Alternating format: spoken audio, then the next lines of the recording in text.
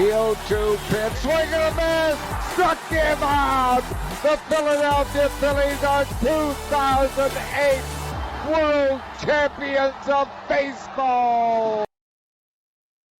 Good evening, Phixated Nation. Welcome back to yet another edition of the Phixated Podcast. I am your host, Mike Azzolina, and I am joined tonight by the Kyle Schwarber loving, Nick Castellanos praising, John Middleton, Dave Dombrowski, brow raising, Chris Regensburg. Wow. Regsy, baby, how you doing tonight? What an intro. I don't know if I've always been a Kyle Schwarber lover. You are now. I am now, that's for sure.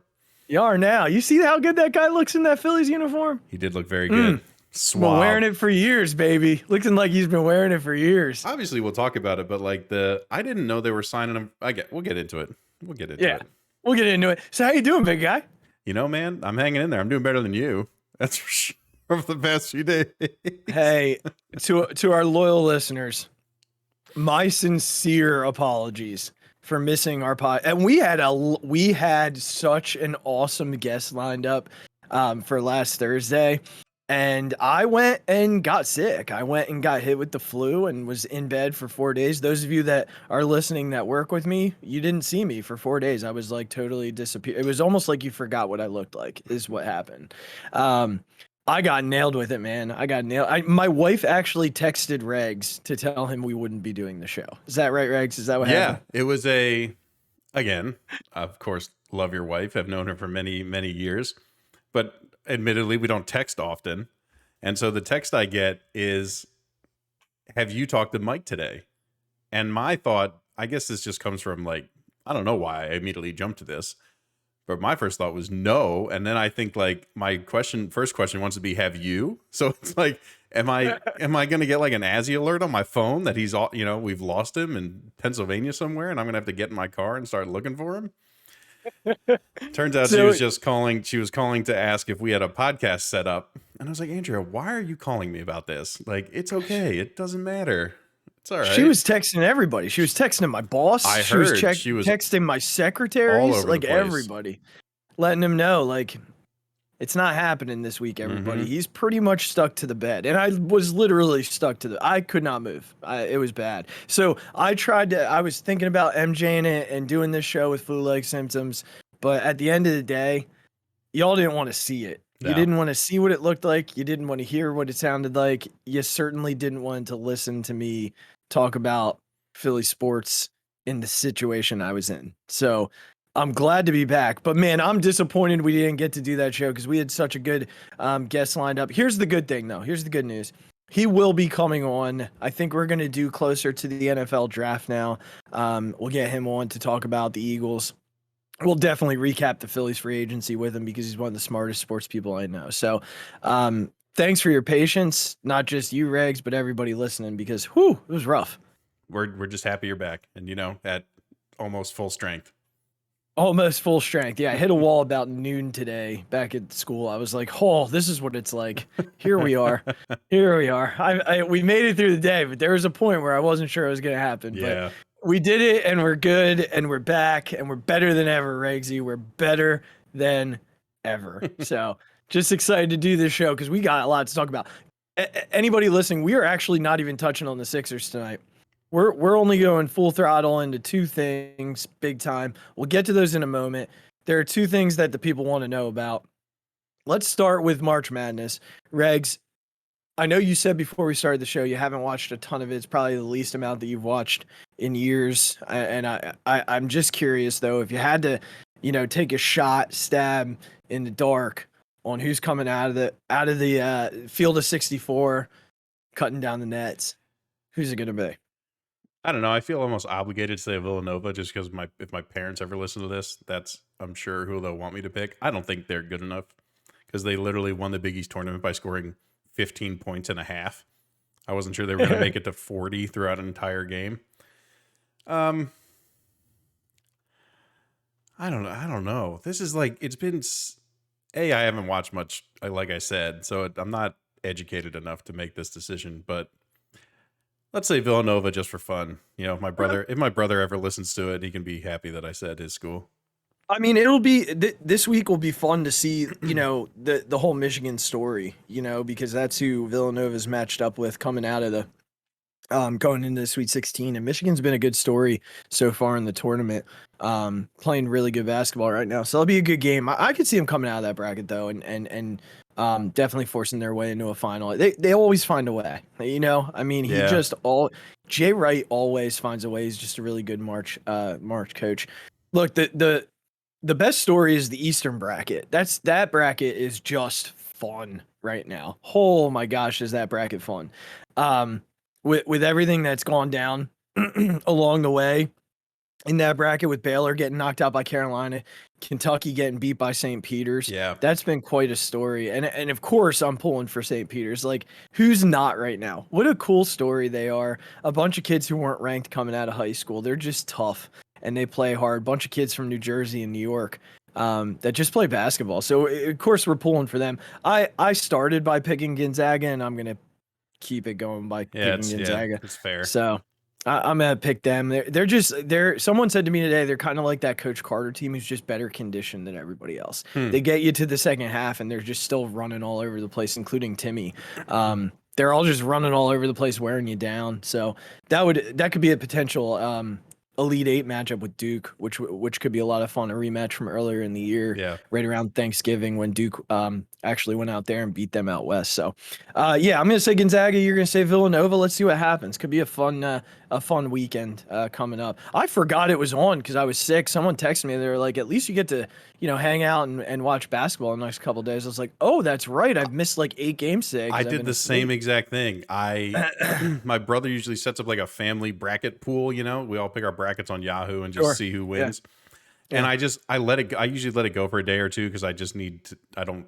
I look at it and then I'm doing something else and whatever, I forget. Right. And the tournament started. I didn't get the bracket up. I didn't do it. Like the tournament started, and it's like, you can't do this anymore. I was like, what do you mean it started? It did, and I was like, I was all turned around.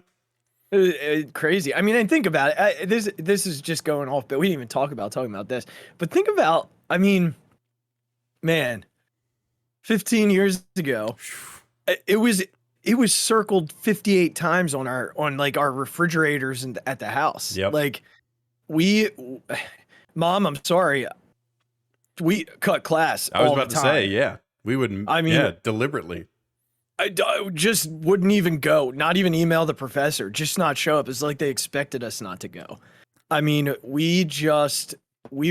that's all we did for for 4 days straight. We'd go to your side of the house. Everyone would bring their laptops from their rooms, and we would set them up on all the tables, and just every laptop would have a different game. And we would watch as many games as possible. We would basically order enough food from Pizza Town to last us 4 days. Yep. So that we didn't have to leave the house. We did not see campus. No. Thursday, Friday, Saturday, Sunday. That first weekend. Yep. And that was, the years we lived there. And then we lived in the dorm together. We did the same thing. We crowded into one room. Yep. And just watch basketball all day. Yep. Man, good times. It was good times. Good times. Sorry, Joe Marie. That's gonna have to be that'll be a podcast when we don't have anything to talk about. We'll just go back to college time. I'm telling you. Well, we're get some of the boys on. We're gonna have an episode where the Phixated Podcast is just gonna be the 7 of us, and we're not gonna talk about Philly sports. It's just gonna be stories about the 7 of us living together in E-Town and the shenanigans that occurred. It's gonna be a good one. That might have to be a multi-parter. We could talk for a long time. That episode's gonna have to be mature rated. Yeah. We're gonna click that button. We're gonna have to give some. We're gonna have to give some parental warnings beforehand. We're usually pretty good about that, but for that one, we're gonna have to click the parental. Yeah, we'll have to talk to Phil about toning it down. I'm sure. Oh man, hey, that was what a good reminiscence. What a good memory conversation, Rex. Can't get it out of my mouth. Okay. The brain's not working right now. It's gonna catch up. But listen, Regs, the people want to know. Update us on the Warriors. We gotta know. We're what, we're like 2 weeks out from our first tournament, right? We are literally 2 weeks. So Phixated Nation, here we come. So updates are that we've been outside twice in the past 2 weeks. I just randomly, if it's a nice day, I'm texting the team saying, hey, Cole and I are running up to the field. Whoever wants to come, right? We just got to get these kids back on a baseball field. Like, we've been inside throwing in, a lane at a batting cage, like, for, 3 months. This first tournament's going to be a struggle. These kids, I don't think they've quite retained all the, cutoffs and, coverages and things like that they have to remember. We're luckily enough, we got a scrimmage coming up this Sunday, get our feet wet a little bit. So that'll be good. And then, yeah, man, tournament starts two Saturdays from now. We got 2 games on Saturday and 1 on Sunday. Okay. And then if we do well, we get into the bracket play. So see how it goes. We're fired up. Phixated Nation is fired up for this. I mean, we're ready to go. I've gotten texts about Warrior updates. So we're looking forward to getting our update on this weekend's happenings and keeping us filled in on the world of the Warriors. We will. We'll keep everyone as updated. Phixated Nation is now Warrior Nation. We're all one and the same. I appreciate everyone out there who's concerned for my little 7U travel baseball team. We're all excited about it. We're all excited about it. Can't wait for the updates. Good luck to you guys. We're excited to dig in with you through this season and see how you guys do and all the fun stories that come along with coaching 7-year-old baseball. Yeah, every week's gonna be something new. Trust me. Oh no, I know. My job is working with kids, so I understand that it's never going to be the same. You're always going to have something, and I cannot wait. I cannot wait to hear the stories. Cannot wait. So I'm looking forward to it. But Regz, we got to dig into some Philly sports here, man. We got some stuff to talk about, man. We got some stuff to talk about, and it's not Sixers related. Although, quick update for you: they're playing at home tonight against the Heat without Joe. Joe is not playing tonight due to back soreness. And Shake Milton has taken over the game. They're winning by 2, which is crazy to think that they're winning this game without Joe. But that's your Sixers update for the night. Nothing else, because this is a whole nother topic we can get into. Well, we've gotten into them plenty over the last few weeks because we've been waiting for NFL free agency to start, and we've waited for baseball to come out of the ground, and finally both have happened, and we're able to dedicate an hour tonight to those 2 things. So that's what we're going to do. And we're going to start with the Eagles. So obviously free agency was something that we've talked about ad nauseum since the end of the season, talking about the players or the positions that they should focus on. In our last episode, the positions that we named as positions of focus were safety, duh. Yep. Wide receiver, duh. Linebacker, duh. And then, of course, the one that you're the most excited about, which is defensive line. Yep. And the ability to get pressure. So a couple of small moves. And again, I think it's important to just remember that, like, what they've done already to avoid creating other holes. By extending Dallas Goedert, by extending Avonte Maddox, like those sorts of things, Jason Kelsey, those sorts of things help to alleviate other holes. Right. So again, you're not adding new to the roster. You know what I mean? Even like a guy like Andre Chachere, who was added to the roster last year and is more of a special teams contributor, but is a really good special teams contributor. And those things are important to roster configuration. You need guys who are talented on the special team side. And, they've done some of those things already. In addition to that, they brought back Greg Ward as more of like an injury sort of, insurance policy for the season. They brought back Boston Scott. I am shocked that no one picked up Boston Scott. I'm shocked that no one else picked him up. You would think with how running back injuries usually happen, like that's a pretty good second option or even third option. Like, let's just say you had 2 really good ones. Like, we've seen more than enough teams be on their 4th, 5th, or 6th running back by the end of the season. Yes. Yes. He's durable. He plays hard. He's smart. He's aggressive. I mean, he led I think he was second on the team in rushing touchdowns to Jalen Hurts last year. when he went into free agency, I was convinced that the Giants were going to take him because he's a giant killer, and they didn't. So he's back. So I was very pleased with that. I was very pleased with Greg Ward being back as like an insurance policy. He's pretty trustworthy. I wouldn't be shocked to see him back there receiving punts just to make sure that they're not fumbling any next year. And then the weird midweek cutting of Fletcher Cox. Yeah, this was wild. Yeah. And again, it all goes back to that roster bonus. Like if he was on they were going to owe him so much money. So by doing this, they saved like $18 million. They brought him back for like $14 million. There's a lot of money that's like in future years that's kind of tucked away. Yeah.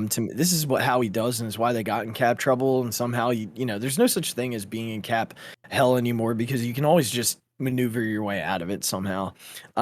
So bringing Fletch back is obviously enormous for the defensive line, and that's big. So, clearly they still have holes. They still haven't touched linebacker. At that point, edge rusher was still a problem. Safety's still out there. Wide receiver, they need somebody across from Devontae. So here's what they've done. I'm going to give you the three names that they've brought in.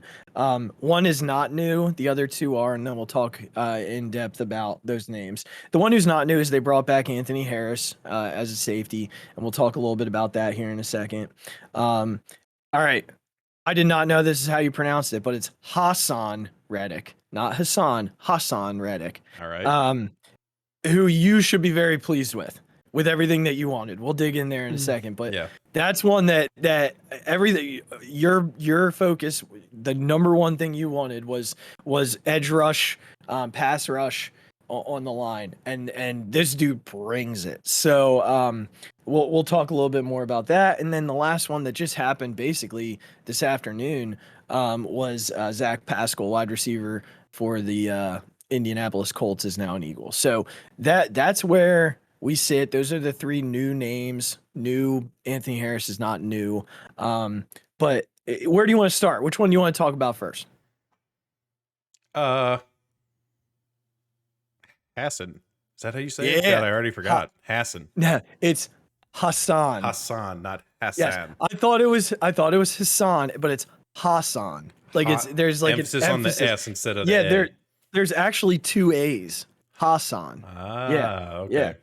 I did not realize that's how you pronounce it. Anyway, he is a Temple alumni. I saw this, and he grew up in Camden too. He did. He grew up in Camden. He grew up an Eagles fan. He'll be 28 in September. Okay, so talk about a veteran who still brings youth. He's been in the league for 5 years. Fun fact: I was born in Camden. I didn't know that.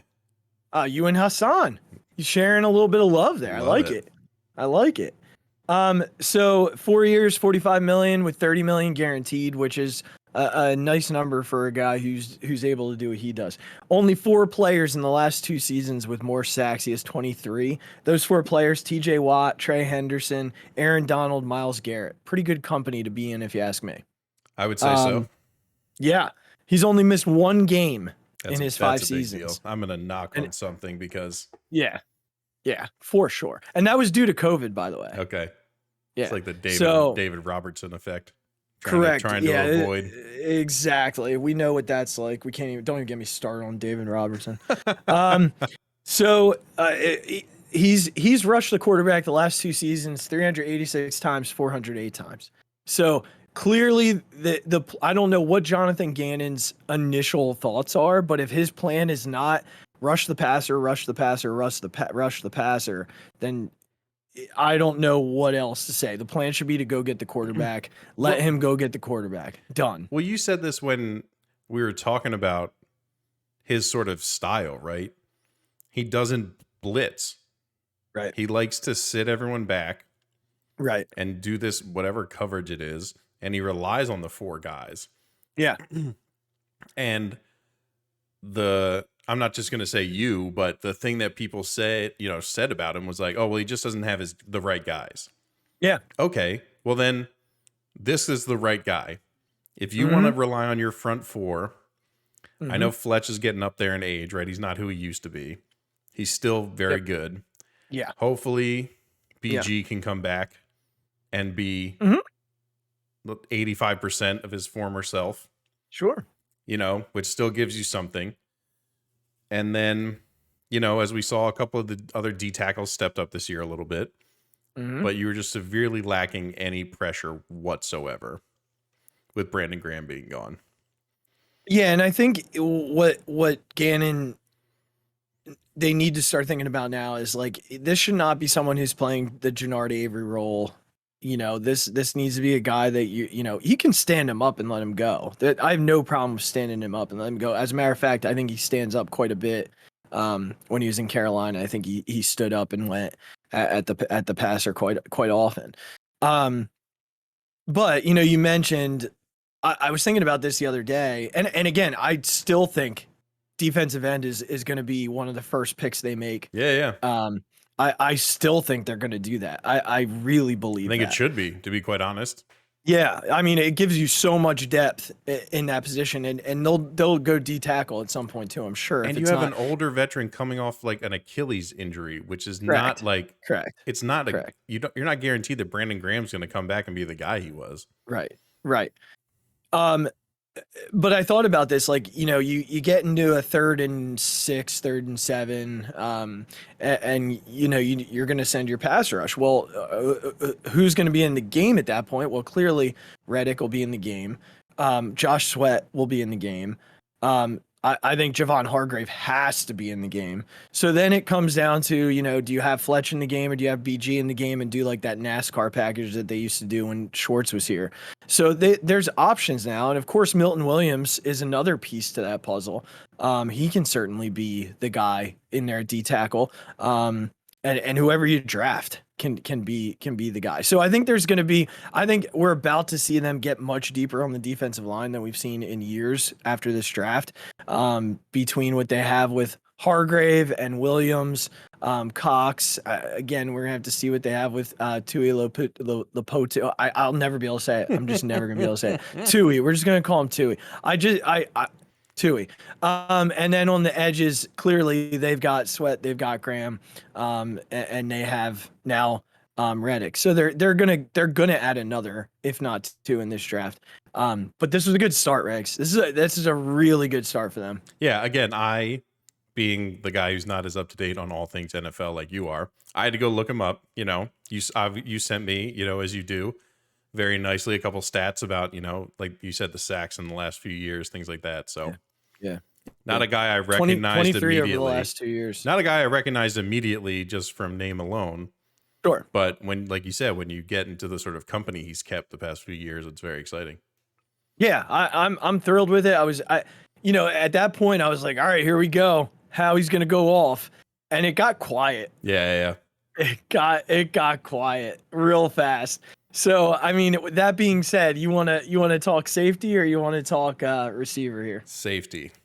Yeah, so they went back and they got Anthony Harris. They missed on a couple of guys, including Justin Reed, who I was anxious about, and Marcus Williams. They missed on him too. So clearly, if they hit on one of those two, we're having a different conversation tonight. We're feeling really good about the defense.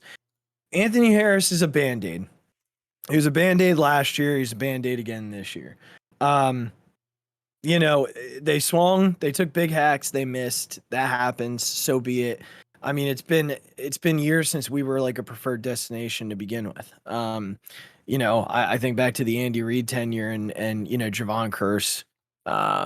I think he was traded here, so maybe that doesn't count. But like Asante Samuel was not traded here. He's like the top free agent in that class, and he chose to come to Philly. So, those are I think those days we're fighting to get back in there. I don't know if we've become less preferred or places have become more preferred. I think there's probably a little bit of both somehow in there.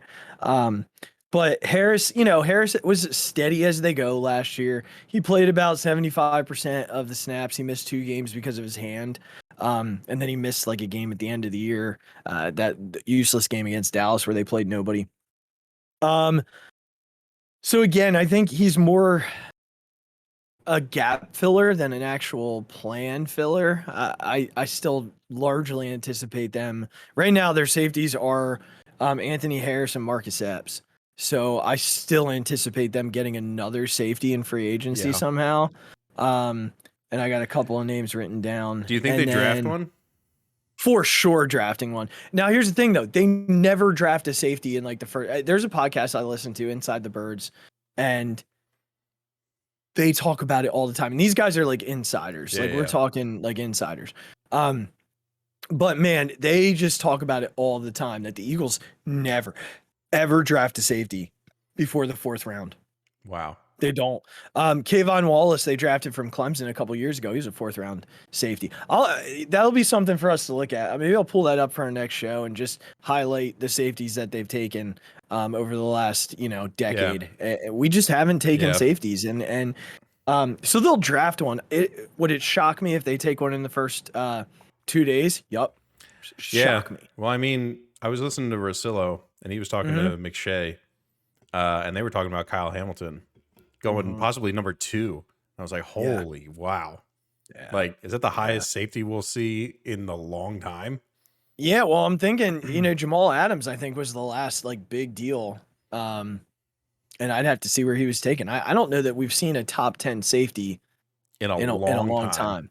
And here's why, though. And again, here's why, not why no one's taken them. Here's why Kyle Hamilton would be the guy, because he's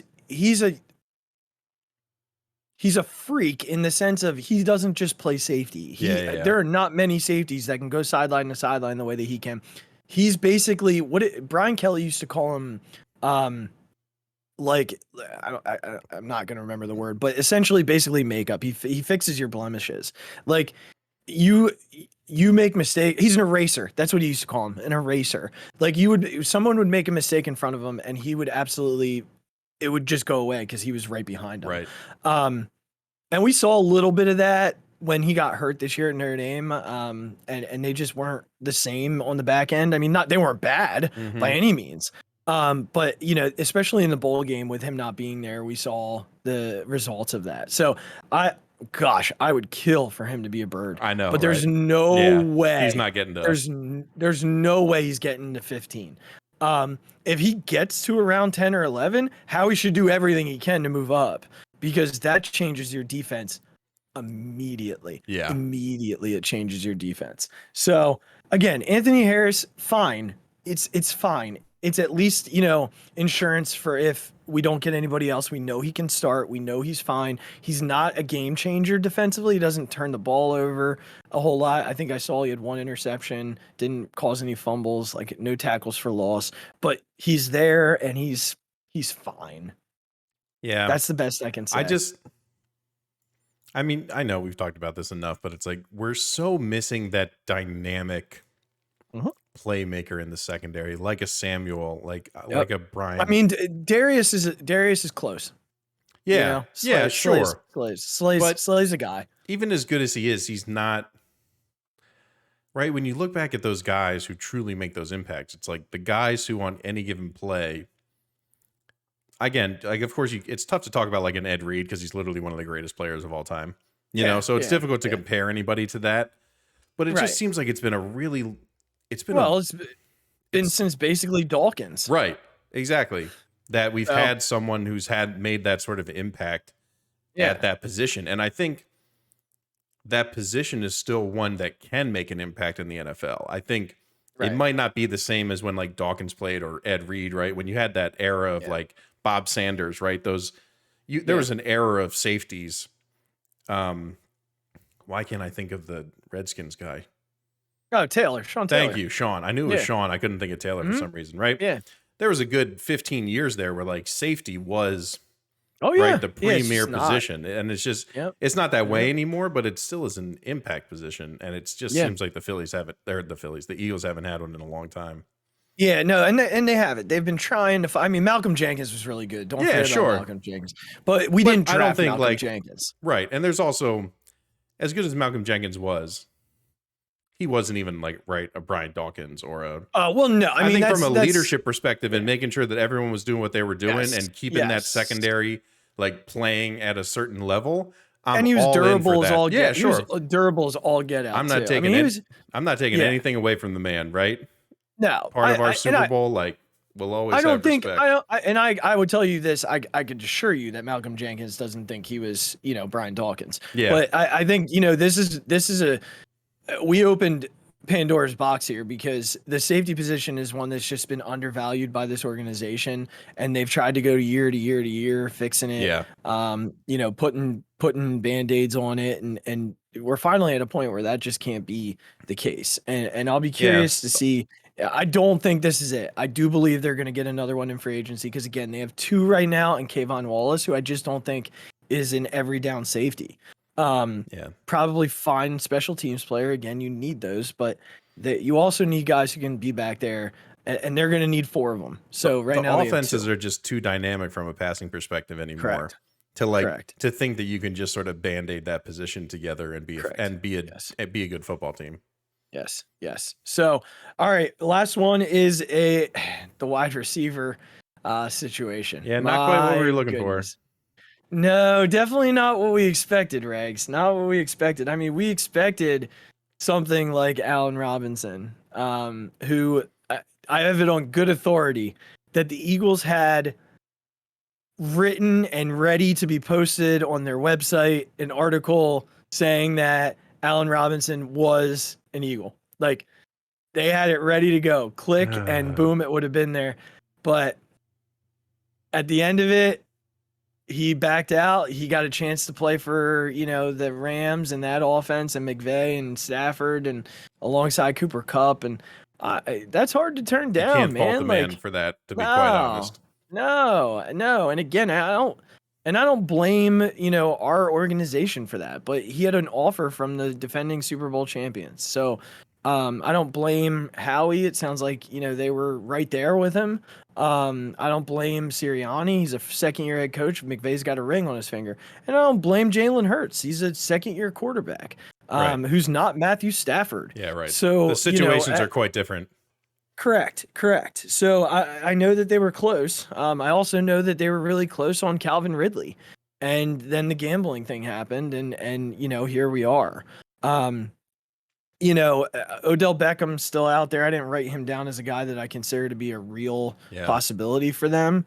But they signed Zach Pascal. He's a former undrafted free agent in Indy. In 2019, 2020, he had about 600 yards receiving, which is fine. That's, there's nothing wrong with that. He had Phillip Rivers, which certainly helped. But he was fine. There's nothing wrong with Zach Pascal. Took a step back in 2021. I think some of that had to do with, obviously the Taylor kid running like crazy in Indy behind that offensive line. Carson Wentz. And then, I think one, Carson found himself a target he really trusted in Michael Pittman. 2, he was Carson Wentz quite a bit. So he Carson Wentzed all over the place, for lack of a better phrase, which probably hurt Pascal. But he ranked even below, I think, Rager in like yards per target or something like that, which is good. But again, there's a lot of context that goes around that I think we might be missing from an Eagles perspective. The good news is he's familiar with the offense. He's familiar with Sirianni, which is all good stuff. The other good piece is he's a really good run blocker, and my guess is that he's going to replace Arcega-Whiteside. Yeah. I also wouldn't be shocked if you saw Jalen Reagor go. They're gonna need 6 receivers. They're probably gonna dress 5, but you can have guys on the practice squad too. And I still think they're gonna draft one.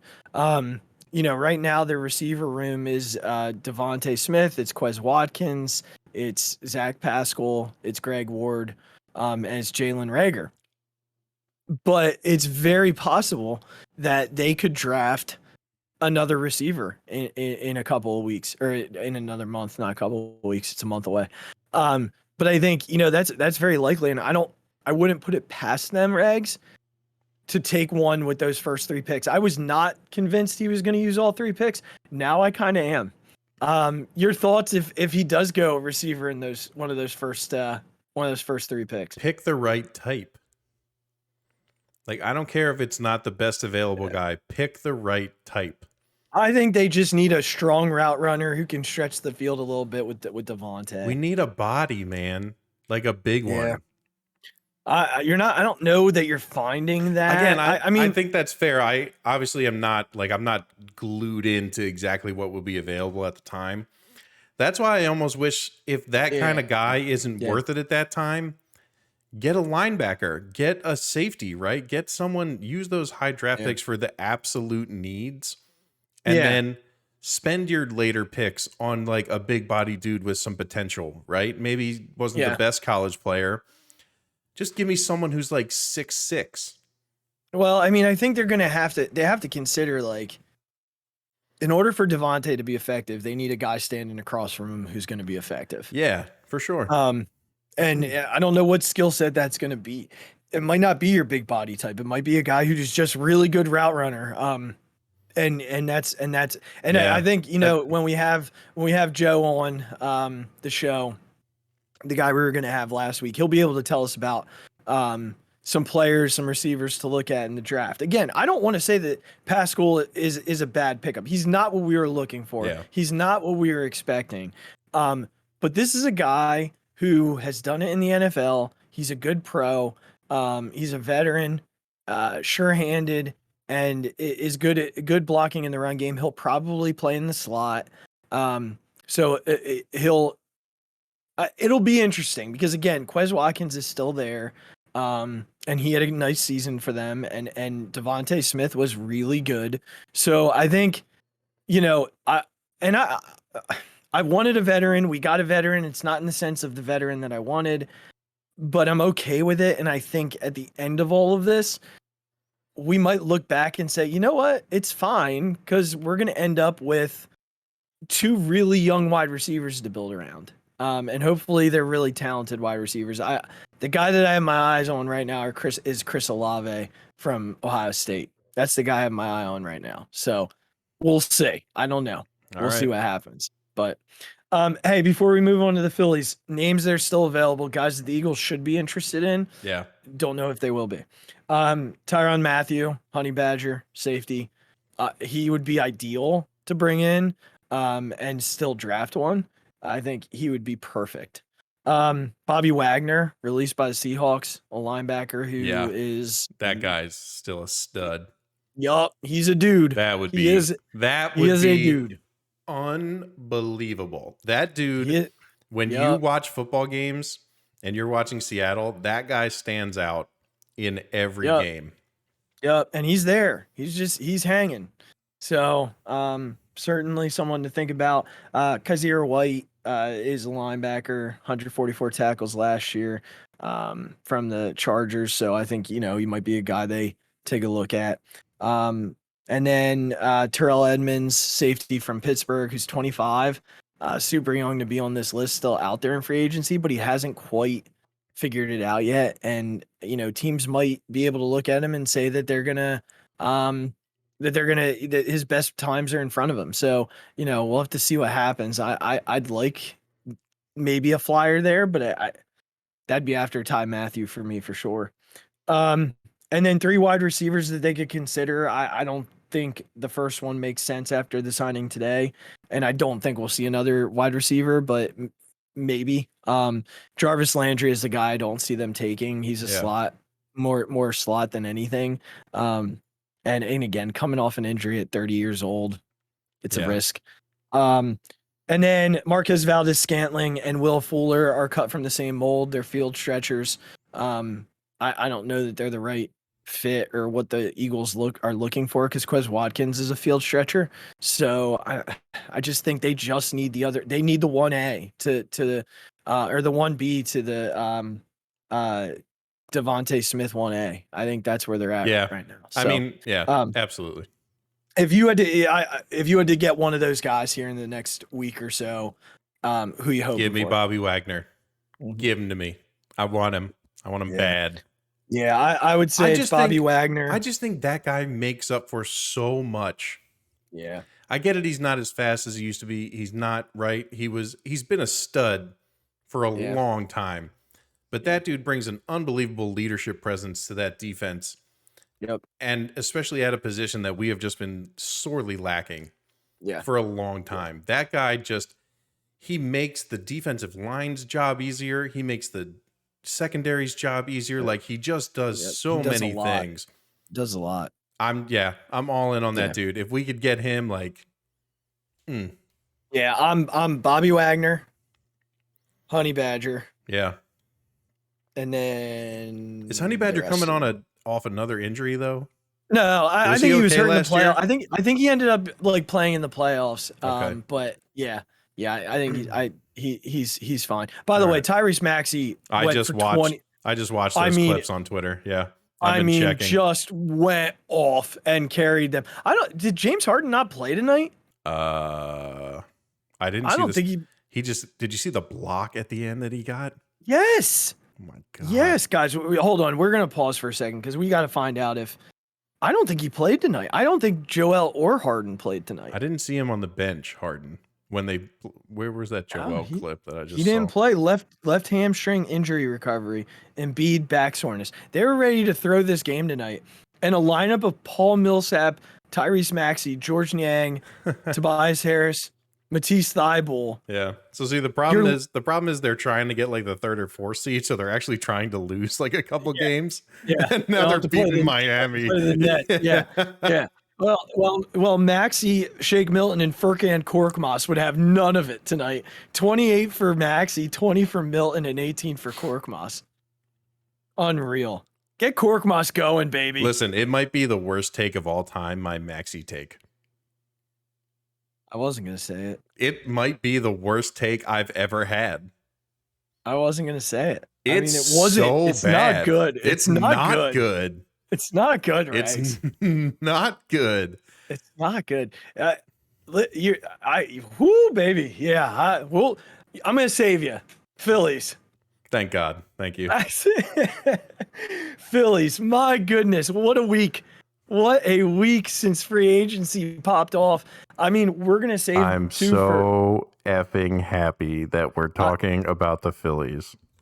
I mean, did you see they're doing a deal? You pay like $50 and you get tickets to like every game or something like that. I forget saw exactly what it something is. like that. I don't remember the exact deal, but that sounds about right. And that's wild. Yeah. I think it's like standing room only, right? It's like, I think it might have been that. yeah, but still, there's not a bad place to stand in that stadium. No, especially if you're going on like a Wednesday night. Yeah. I mean, if I don't know, I might have to look at it. Maybe I'll sell some of those tickets along the way. I might consider it. What a move, though. What a move. $50 would not be you'd make that back quick if you sold the tickets. Like two games. Not even. Yeah, exactly. Could upsell that easily. Anyway, we'll talk about my side hustle later. Let's talk about Dave Dombrowski's side hustle. Yeah. This dude. I mean, let's just start with free agency at a glance and just touch on what they've done outside of the two huge moves this past week. Okay. So we already know they signed Corey Knebel to close for them this year. Yep. They then went out and signed Juris Familia, who's basically the right-handed version of Jose Alvarado. Yeah. We'll see. And then they signed Brad Hand, who was coming off one of the worst years of his career, at least with his fastball. Slider was still playing pretty well. Again, Sir Anthony Dominguez is back. So he lost 38 pounds. Good for him. Yeah, he's down to 200 pounds, which, is a big deal. I mean, with the guy who had arm issues, like that weight could be detrimental to what he's doing. I hope this is a Tyrese Maxey take. I've never had confidence in that guy. Not once. I hope that's a Tyrese Maxey take too. I know the stuff plays. I know that you've said this to me. This is like the new Hector Neris for me, right? You always had to talk me off the Hector Neris train, right? Of being nuts about how bad he was. Yeah. Every time that dude comes in, Sir Anthony Dominguez, I am not happy. I mean, it's been a while. We haven't seen him in like 2.5 years. I just nothing gives me confidence when he comes in. Well, we'll see. I hope I'm as wrong as I was about him as I was with Tyrese Maxey. Yeah, I mean we'll play it by ear. I don't know what to think. But then so Alvarado, Coonrod, and Brogdon, right? So those guys are all back, and I'm sure we'll see somebody else that kind of pops into that conversation down the road because they'll have an eighth. And one name just to look for that they brought in from Chicago on a minor league deal, Dylan Maples. Okay. Dylan Maples. He pitched to a 2.59 ERA last year in 31 and a third innings, which is nothing to sneeze at out of the bullpen, with a 19% walk rate. A dude walked 19% of the batters he faced, but still pitched to a 2.6 ERA. So here's what I'm looking at when I look at the Phillies bullpen, the way it's constructed. They're just going on stuff. Like, they are going on stuff that if the stuff plays and it plays for like a couple weeks at a time, Jose Alvarado's stuff plays for like 2 weeks. Oh no, now the stuff isn't good anymore. But Juris Familia's stuff is playing right now. So we're going to ride him for a couple of weeks. And then we're going to ride Brad Hand for a couple of weeks. That's what they're going on right now. And it might blow up completely in their faces. Do you think this is Gotham? Like, do you think this is Caleb? I think some of it is. I mean, they also, I'm gonna have to find the name of the guy they hired. I'll find it then, because I'm gonna ask you a question in a second, and I'll find the name of the guy they hired who's gonna be their assistant pitching coach at the major league level. But so Matt Gelb wrote an article on The Athletic, and I just want to give you these numbers, and then I want to see what your thoughts are. Where these pitchers rated last year on average velocity. Okay, Jose Alvarado rated second in baseball, 99.4. Sam Coonrod, 8th, 98. Jonathan Brogdon, 96 miles an hour. He was like 46th. I wrote it really small. I think it's 46th. Juris Familiar, 96.7. He was 31st. Brad Hand, averaged 93 miles an hour. He was 143rd. And Corey Knebel averaged 96.4. He was 38th. But he also didn't qualify. That was just where he would have ranked if he reached the 50 inning mark that required them to. So there's a lot of talk about the defense. And this is the question I want to ask you. Is it enough? Because when you think about their starting rotation too, like Aaron Nola will miss bats. Zach Wheeler will miss bats. Zach Eflin has learned to miss bats. Ranger Suarez is aggressive, but can miss bats. You'll see a lot more balls in play with Ranger than the other three. Yeah. And then Gibson. He's going to pitch to contact night and day, and it's going to get ugly in his starts because of that and their defense. So 3 or 5 starters will miss bats. Your whole bullpen is built on the idea of missing bats. Is that sustainable as a route of defense? So what I mean is that a way to overcome and overcompensate for their struggles defensively? I'll turn it to you, and I'm going to find that guy's name while you're talking. God, I was so happy to talk about this, and now you're making me be pessimistic. Well, we have to talk about it. It's part of their free agency. Absolutely right. Their free agency plan is very clearly in the bullpen. It's a perfectly valid question. I just didn't want to be this negative so quickly. You're allowed to be negative because we're going to save the good part for last. All right, that's true. So for my negative part, I think no. I think what we've seen in baseball is that more often than not, consistency wins you World Series. Mm-hmm. You can say that my pitcher has the best stuff, but if Jose Alvarado has an off week and you're in the 3rd round of the playoffs, right? Yeah. Who gives a shit if he had a good 4th month of the season? You know what I mean? Who cares? Yeah. If he was really good for 2 weeks in the middle of the July, who cares? I think I see what they're doing. I see what they've obviously gone all in for. And it's a gamble. But if you're asking me just directly, do I think it's going to work in the long run? I'm going to go with history and say I don't think so, but I really hope it does. I don't think so. If you need me to take my Philly bias completely out of it, my answer is I don't think so. Okay. So the guy I was talking about is Brian Kaplan. They hired Brian Kaplan from Cressy Sports Performance and made him director of pitching development, but also assistant pitching coach in the majors. And he will have an influence on mechanical tweaks. This is from an article by Matt Gelb. the bet the Phillies are making is good stuff can often mask a mislocated pitch. Sometimes with Alvarado, the message was rather simple. Throw the ball down the middle of the plate and the stuff will do the work. That's how much natural movement his pitches have. Easier said than done. It's one of those things you don't know until you really see, but we had some success last year, Cotham said, with some of the guys in kind of trimming the fat. There's a lot of times where it's, hey, I'm thinking this. You can tell them something different. That light bulb moment happens. I feel really good about it. The piece of this that's also interesting is these guys, they know what the end of the game feels like. So, and he's right. They have basically three closers. Yes. In their bullpen with what they signed. Clearly Knebel is closed, Hand is closed, Familia is closed. Sir Anthony closed for a little bit for them. So did Alvarado last year at times. He closed. So obviously Coonrod, Brogdon have not. But I'm actually really looking forward to Connor Brogdon and the step forward that we see from him this year. But I want to ask you the question you asked me. Hold on, you're not getting out of this.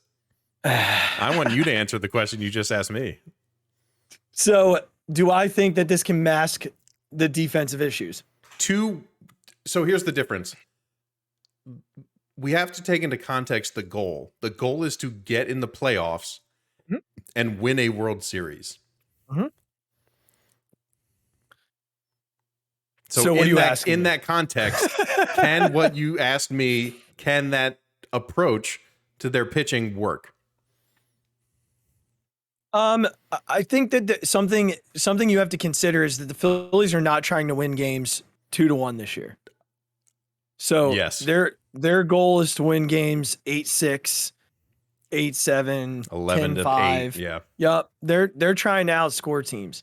So, if included in that mindset is, look, we're gonna try and get a lead, and our pitchers are gonna do what they have to do to get us through 9 innings. Then yeah, I do think it can work. I think with the offense you built, you can win in the playoffs. You can win a short series. Anything can happen in a 3-game series. You said it about Alvarado having an off night. Well, so can Max Scherzer or Clayton Kershaw have one off night. And the Phillies are up 1-0. And that offense is going to be really difficult to hold down just because there's so many pieces that can hurt you 1-9. So, I do think it can work.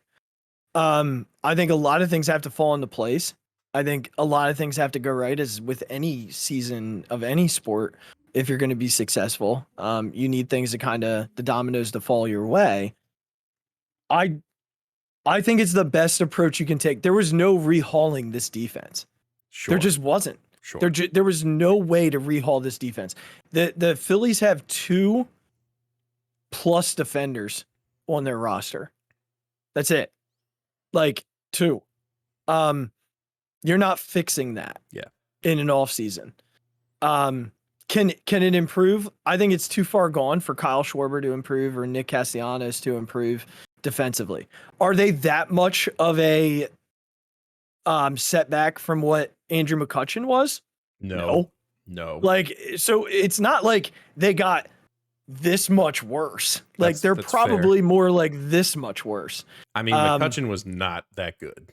No. And so, I mean, the only way to make the defense better was bringing in a big time center fielder that can defend. But like, as we know, that wasn't possible because of what teams were asking for. Yeah. Johan Rojas was mentioned in every single trade possibility. Johan Rojas can be your starting center fielder next year. So why trade him for 1 year for somebody else? Right. And he'll be an elite defender. So, so it's Gene Segura and JT Realmuto are your 2 like elite defenders. Didi Gregorius is older, so he's not going to get better. Reese is who he is. Bryce is like average to just below average out in right field. And I still want to believe that Alec Baum can become a little bit better. Bobby Dickerson's the new infield coach. He's one of the better infield coaches in the game. I read something the other day that said his approach with the guys is like, this is mental. Yeah. Like you absolutely have to be able to leave what happens offensively in the dugout. Like, think about Jimmy Rollins. That dude could go 0 for 30. No, his defense would be the same every his day. His defense never changed. Yep, never. It never suffered. Defense is entirely mental. I'm firsthand that way. Anybody who's played baseball or softball with me, the second I made an error, 5 more follows. Yeah. Like, that's how that works. Like, it is such a mental game, and if that's the approach they're taking, hopefully it works. I did have some defensive things that I wanted to run by you. It's interesting we got into this before we get into the Schwarber-Castellanos conversation here with the offense. Zalecki also had an interesting article about Baum. Tell me. The new infield coach, which speaks exactly to what you were saying. It was leaving that stuff in the dugout. He got way too in his own head about not hitting well and doing all that stuff. And he literally said that he was thinking about every single part of a defensive like ground ball. Like scoop it this way, get it out of your glove this way, get your arm here, Don't release think about here. It. React. Right? Just react. He literally said he was thinking about like it in 7 parts.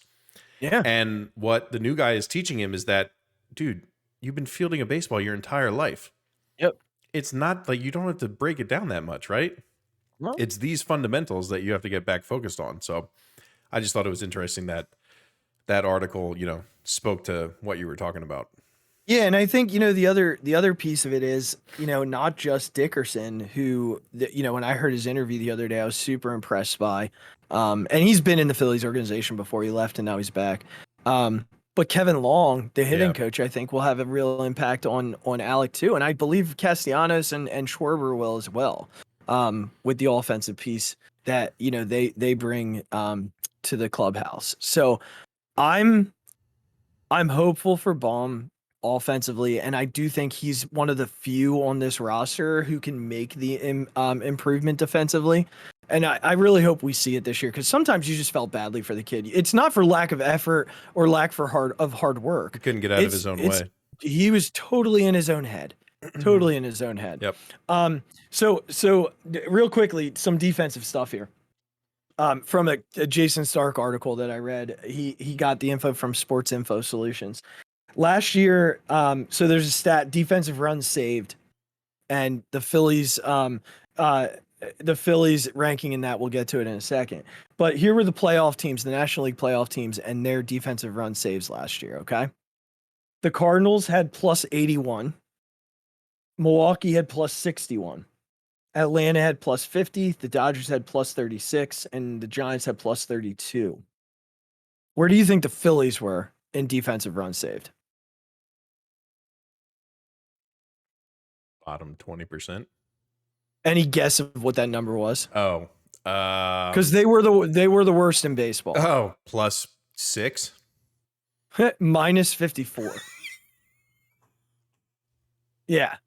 I can't hear you laughing. I don't know if you just muted your microphone or not, I can see. I don't think I can did. hear you. No. Oh my God. I leaned away. That must have been it. Yeah. I mean, that's where they were.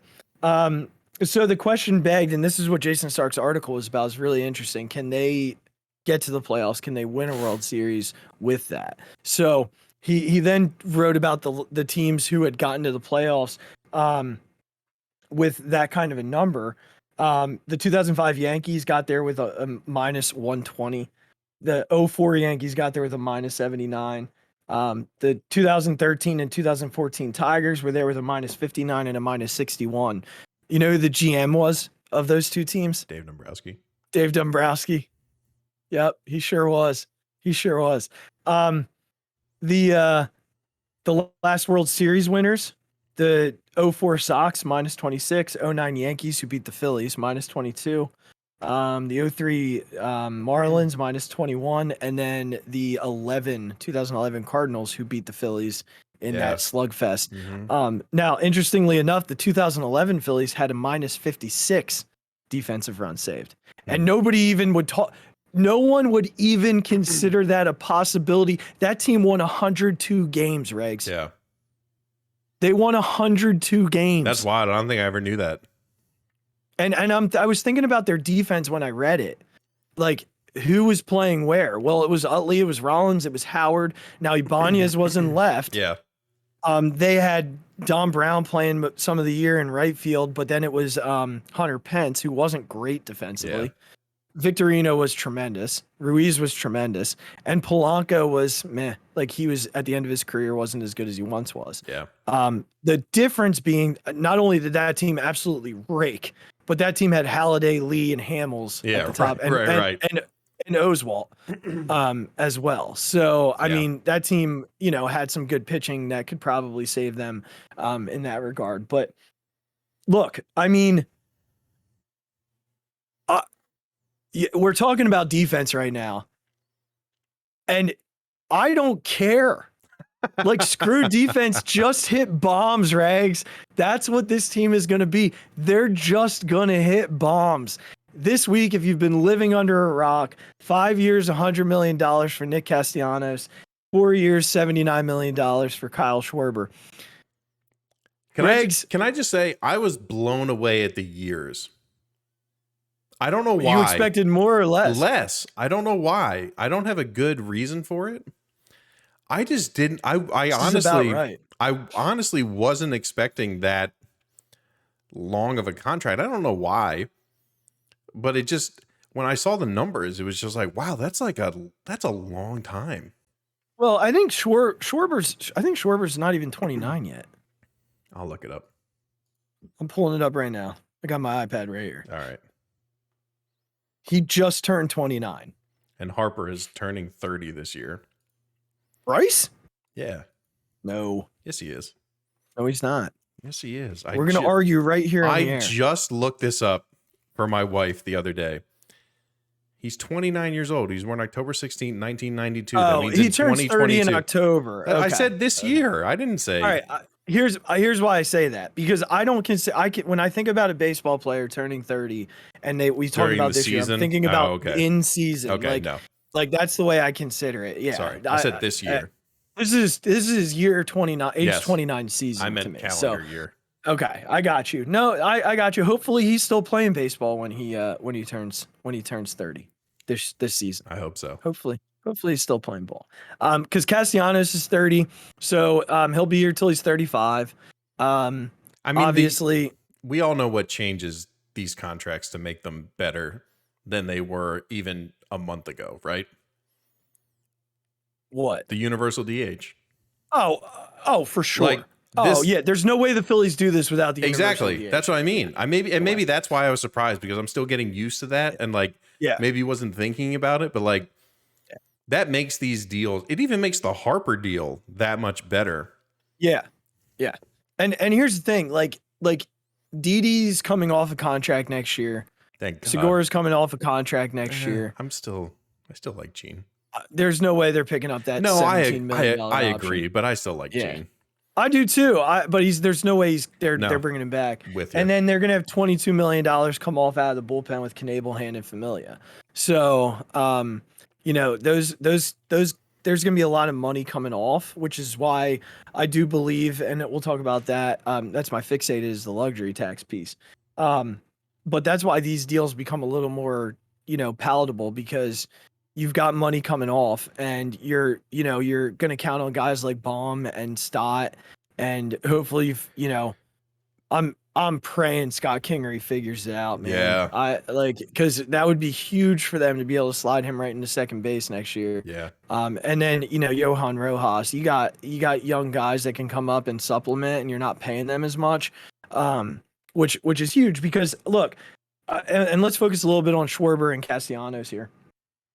Just talk a little bit about last year's stats. Here's the thing. People really go at the throat and the jugular when it comes to batting average. And you know how I feel about that. I do. It drives me up a wall. Like, Kyle Schwarber gets on base 38% of the time. I don't care if he hits 240. If he's getting on base 38% of the time in front of Bryce Harper, that's all I care about.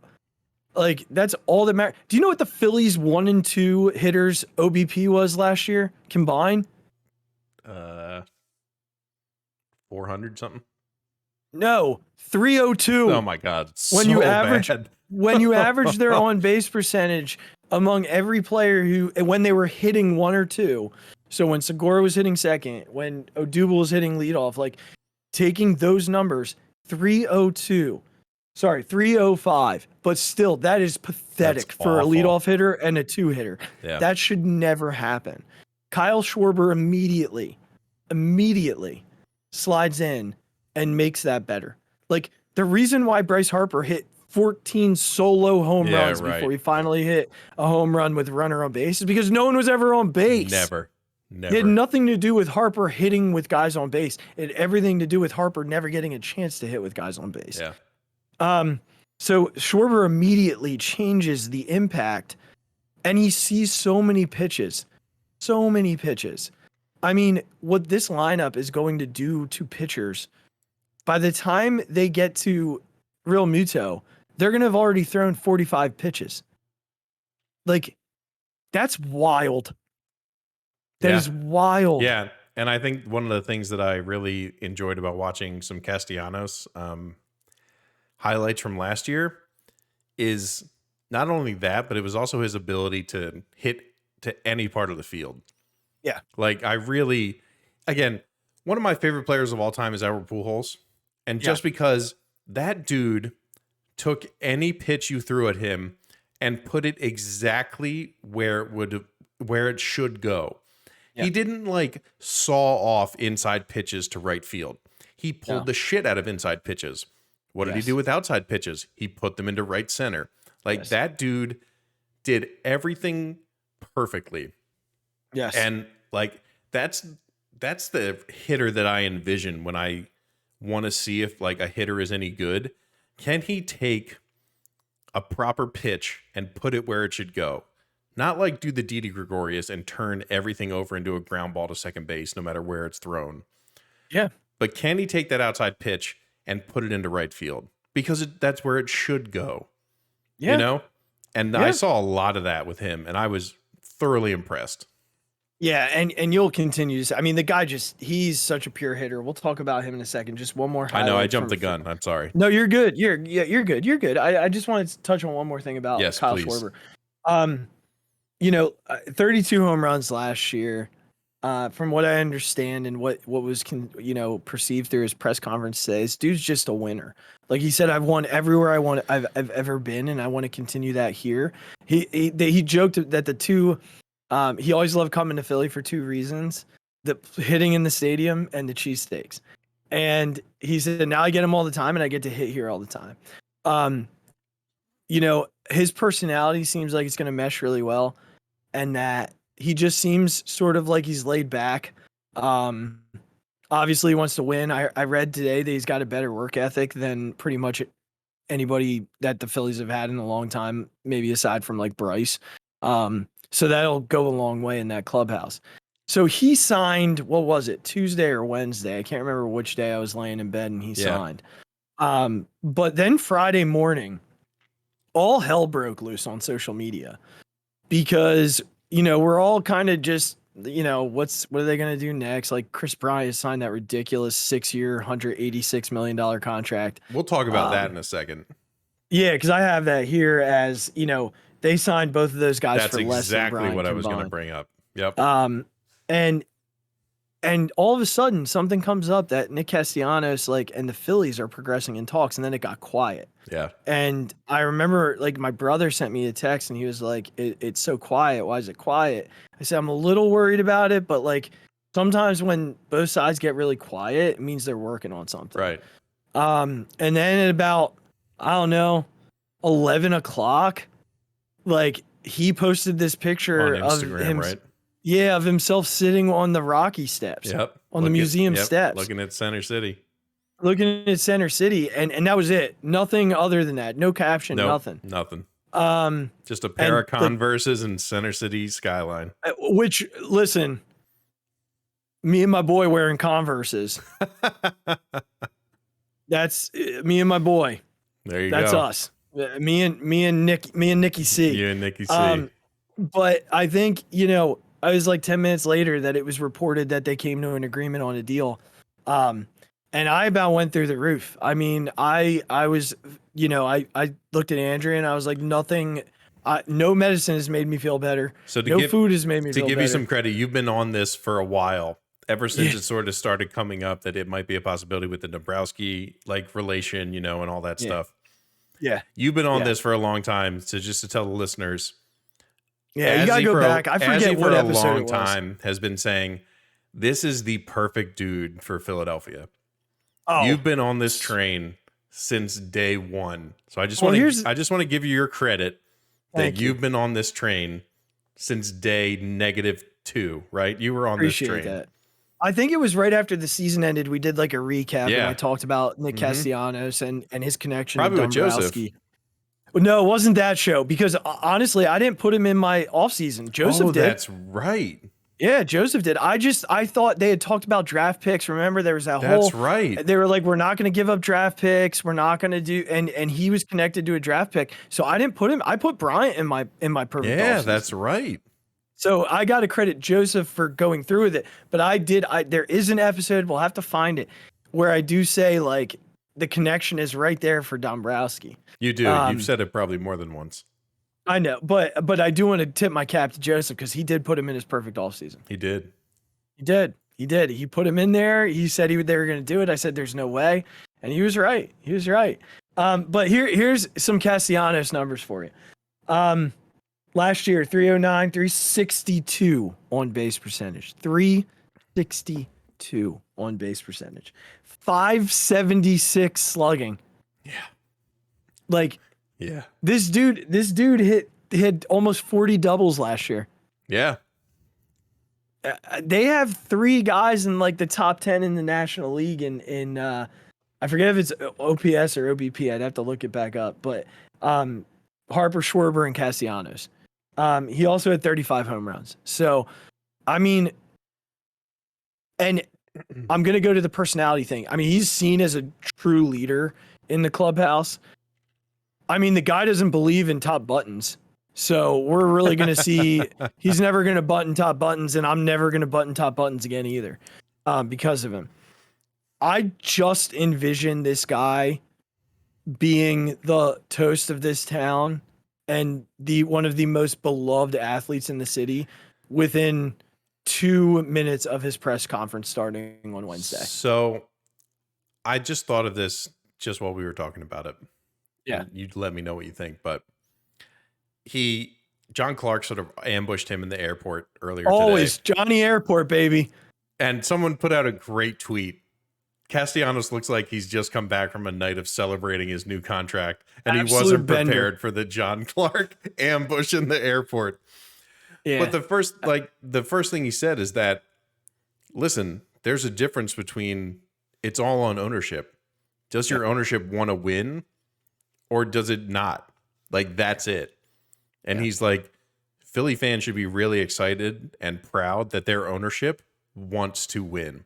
And he's like, that's why I'm here. Mm-hmm. And I think not only that, but I then relate him to sort of and this might be a stretch, but I relate him to sort of that Jason Kelce type. Like that guy who's going to be instantly embraced by this city and this fan base. And it's not only because of his skill and his play on the field, it's going to be because of that unrelenting need to win everything. Mm-hmm. That's what I think I've appreciated the most about the Phillies, outside of a few moves that we can talk about for their various reasons that I think they're kind of shitty.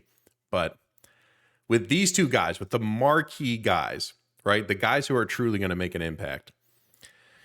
They not only went for dudes who had the skill to complement Bryce and the rest of this lineup, to make this team better. They went for guys who aren't going to throw a wrench into this clubhouse and are going to match Bryce on a I need to win level.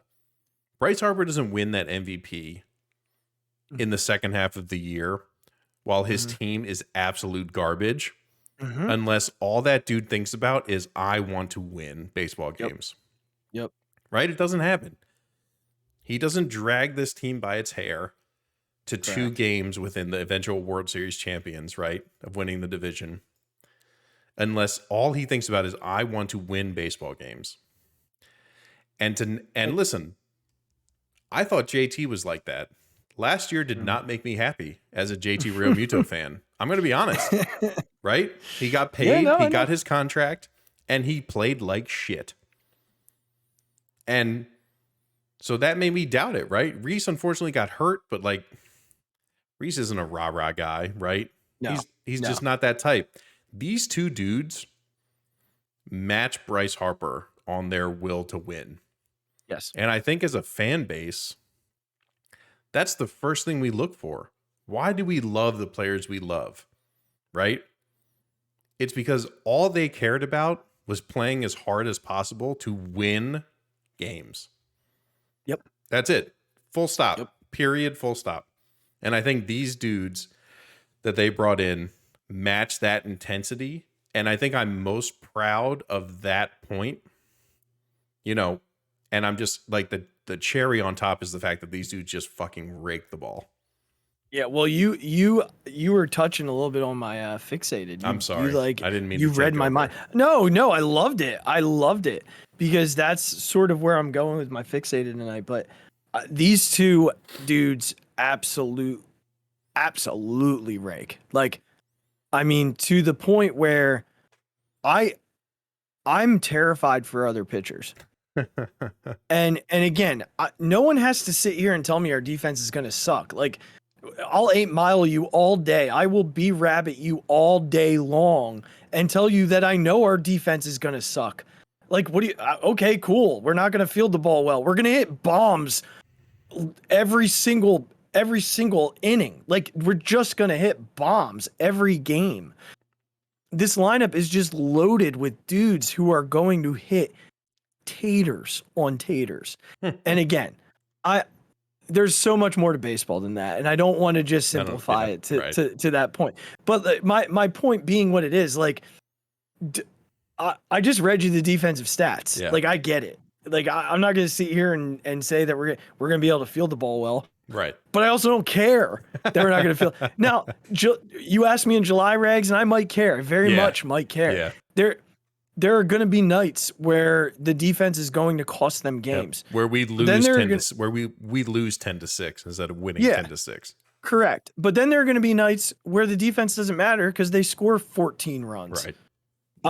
And I can't wait for that first night where they go off for like 12 oh my God. runs. I hope it's at home. So do I. That place but is going to go nuts. Real quickly, this is a fun little tweet that Jack Fritz, one of the hosts on High Hopes podcast, WIP. That's a guy we need to get on this podcast. I would love to get Jack Fritz on this podcast. It is a goal of mine. He tries to get everybody on, like all the players on High Hopes, and he gets so mad when they don't get on. I want Jack Fritz on this podcast. You know what? That's our goal. We're getting Jack Fritz on this podcast. We're naming this podcast. We want Jack Fritz on our podcast. And I'll tweet at him. We got to get him on the pod. We got to get him on the pod. He is such a Phillies guy. Yeah, oh my gosh. We would just do an entire Phillies episode with Jack Fritz. Of course. So he tweeted out the other day, and I absolutely loved it. I sent it to my brother immediately. Rhys Hoskins' season ended last year on August 25th. Bryce Harper, with no real protection in the lineup, finished out the year with this line: 358 average, 477 on base percentage, 1.234 OPS, 11 home runs.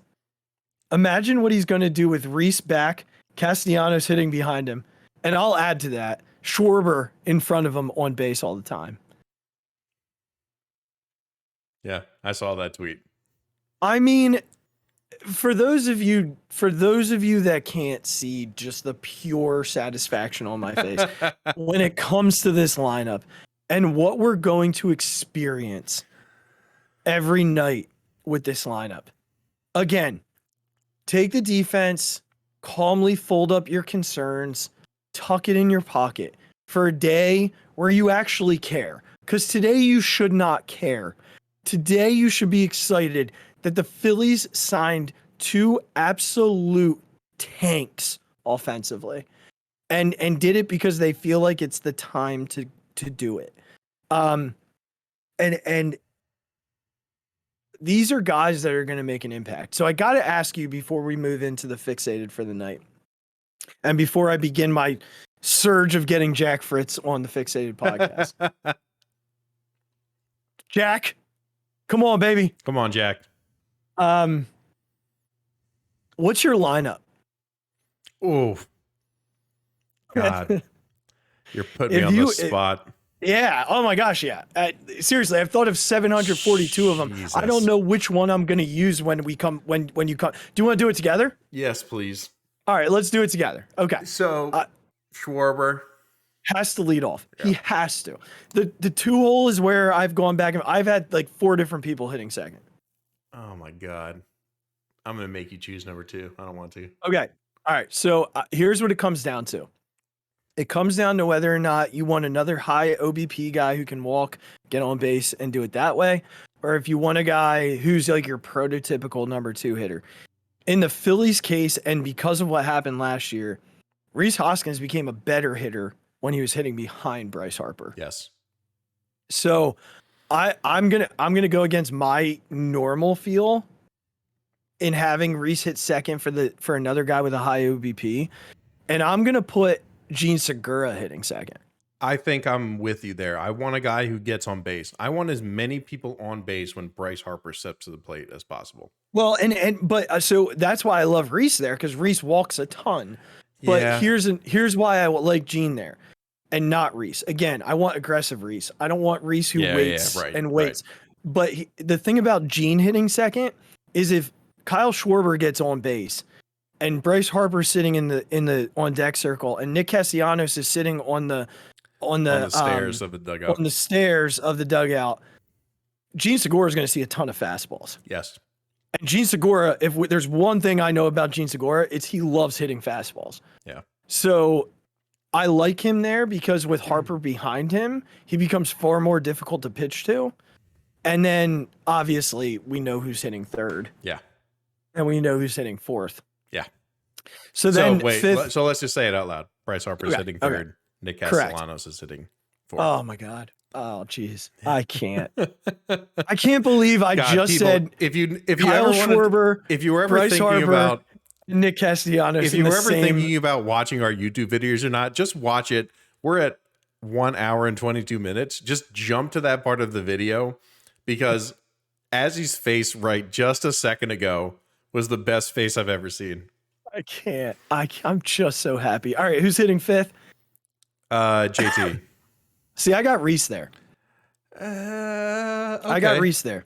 Okay. Yeah. Listen, I think that's the spot where I could flip flop. Yeah. I think I'm in for either one of those. I like Rhys there only because, again, I think the aggressive nature will be there. I think, Castellanos gets on base a lot, so does Bryce. So again, like having that bat there, because we know when Rhys gets hot, like you can't pitch to him, and it takes pressure off of JT too. To hit sixth. Yeah. That there's a lot taken off of his plate hitting in that spot rather than protecting Castellanos. I think that's fair. So I think easy to say next would be Didi. Yeah. Yeah. And then you're kind of at the spot where it's more than likely going to be Alec and then Vierling or Odubel hitting eighth and ninth. I mean, listen. That's a nightmare. If Alec can get back to some part of the hitter that he came up as, like Alec Bohm was known as a hitter, right? He was not. Yeah. He didn't come up as a defensive guy, right? No, certainly not. Obviously, but I mean, but that's the best part of his game went away last year. Yeah, and that's what sucked about it, is that the thing he was known for went away. Yeah, and I think again, one of the things to kind of consider here is the pressure that's coming off of him. Last year, he started the year hitting second. We absolutely needed him to be a stud last year. There was a bunch of pressure on him. He wasn't. Same thing with Didi. Absolutely. So I think him hitting eighth, again, a lot of pressure taken off of him. For sure. And I think we could see a difference. And then, Odubel and Vierling, I think we might see Vierling hit some leadoff against lefties. Okay.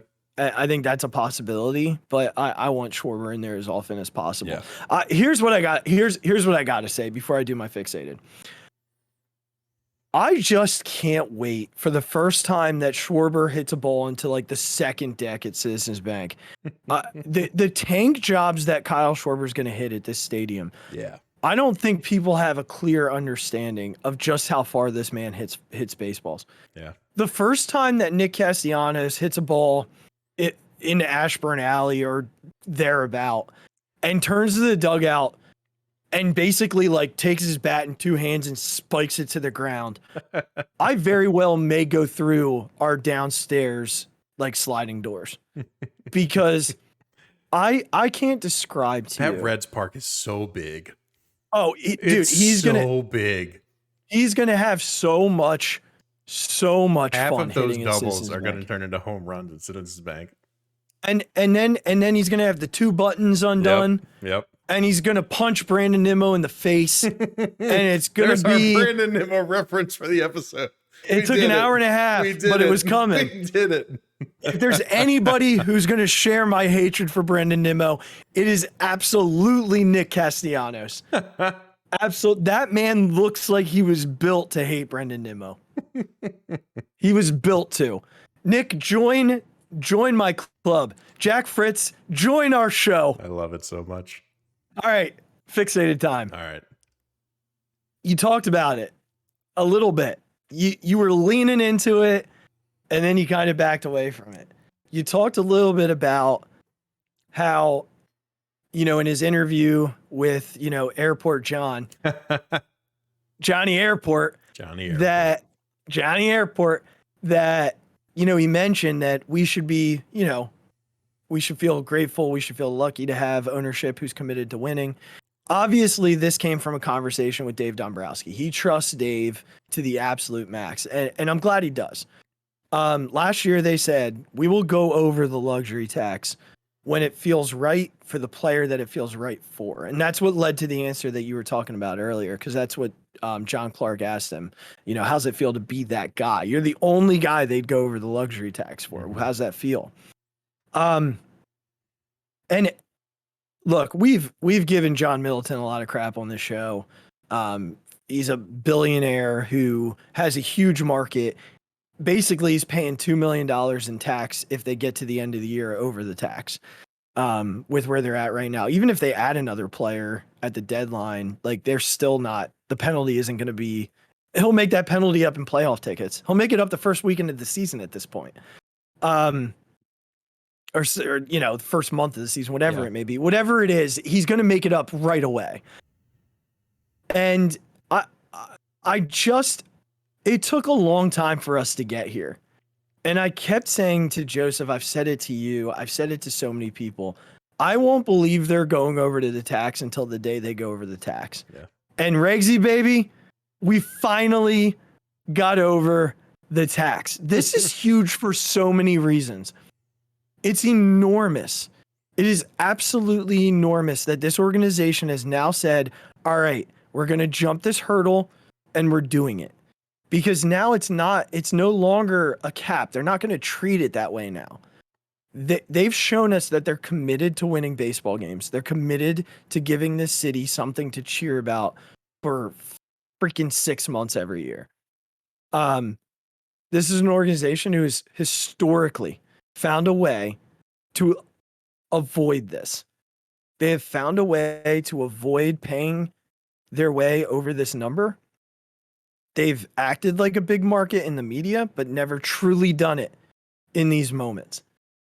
And they looked at Bryce Harper's MVP season and they said, we got to go.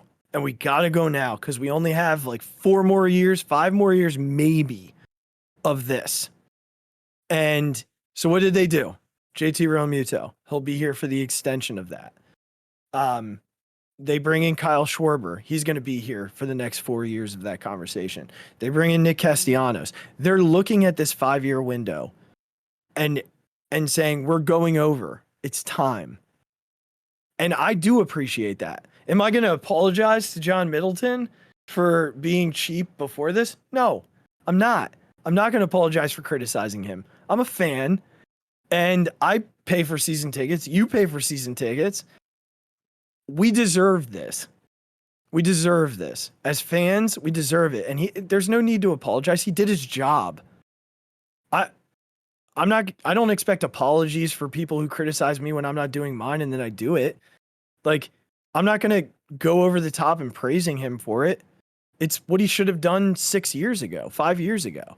We should have been over the text a while ago. There's a way to spend through troubled times on the field. There's a way to do it and maintain until you can build up your system to the point where that's what provides you the winning baseball. By doing this, you don't have to trade guys to bring people in on the cheap. We didn't have to trade Johan Rojas. We didn't have to trade Andrew Painter. We didn't have to trade Bryson Stott or Mick Abel. Like, these guys who are the next generation of Phillies baseball are still in the organization because he just opened his wallet and said, look, we're going to pay for guys to come and win while we're waiting for the next generation to grow.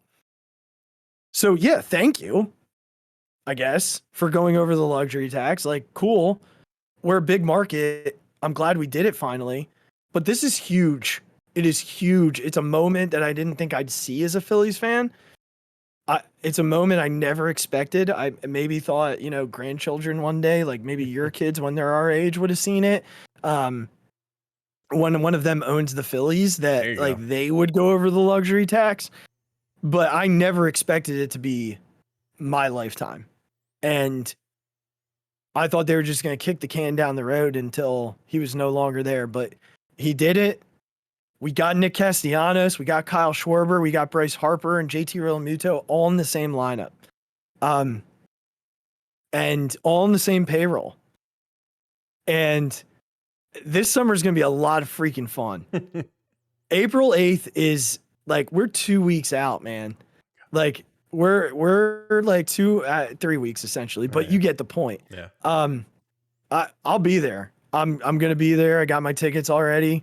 Put in my personal day already. I will be at that stadium for opening day. I will be sitting there, not to cheer them going over the luxury tax, but to cheer the guys who put them over the luxury tax, because we've earned the opportunity as fans to celebrate this. Because we've been patient, we've been understanding, we've gone through the 10-year freaking rebuild, and it's time to get back to the playoffs. It's time. I'm done with the drought. I'm done. And this team can get there. I know what I've done before. I know what this show is. We have our shtick. I'm always the ultra positive guy. But this offense can get them there. And they saw that. They saw that and they did what they needed to do. So thanks, I guess. But ultimately, thanks for doing what you should have done 3 years ago by going over the tax and getting us the guys that we deserve as a fan base. Because we've sat through enough. So let's get Phillies baseball going, man. And let's get Jack Fritz on this show. That's next week's Phixated. If I can't get him on Jack, listen, I just need you to listen to the last half hour of this show. And that's what I'm going to ask you to do. Fast forward through the rest if you want.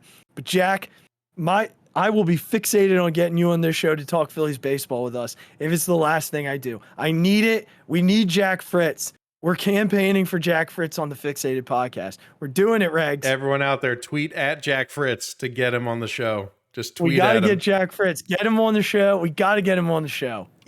Just for a few minutes to tell us how he's feeling about Phillies baseball. If you've never listened to Jack Fritz on the High Hopes podcast, he's I swear we are like spirit long lost relatives.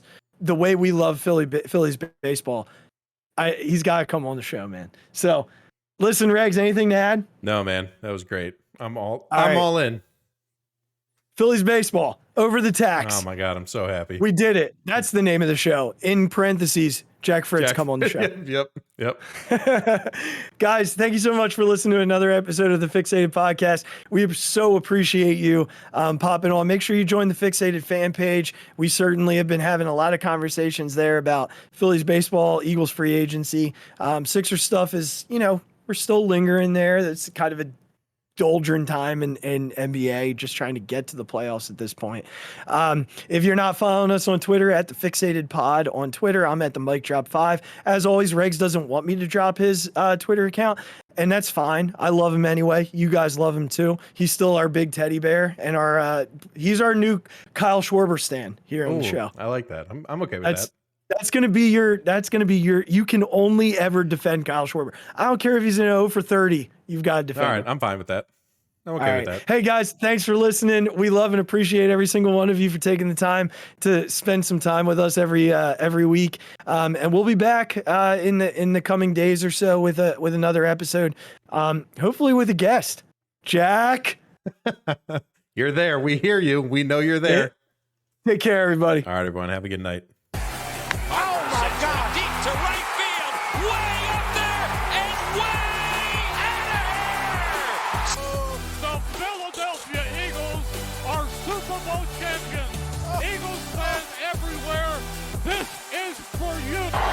The 0-2 pitch, swing and a miss, struck him out.